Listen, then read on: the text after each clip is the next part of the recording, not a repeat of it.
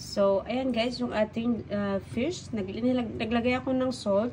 So, ngayon ipapaandarin natin siya ng mga 2 days. So, i-fall natin, heat 70 yung pinakamataas.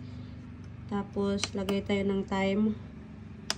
Hour is 48 hours. Yung 48 hours yan guys, 2 days yan.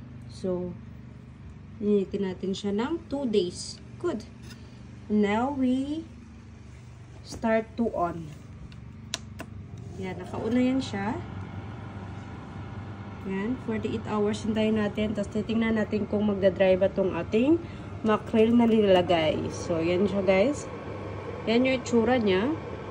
So, tingnan natin kung maganda ba yung result. So, fresh yan siya. Nilaglagay lang ako ng salt sa taas. Pinaikutan ko siya ng salt para mag-dry talaga siya. So, sana guys nagustuhan yung aking video for today. Thank you guys for watching.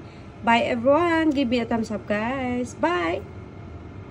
Have a good day. God bless.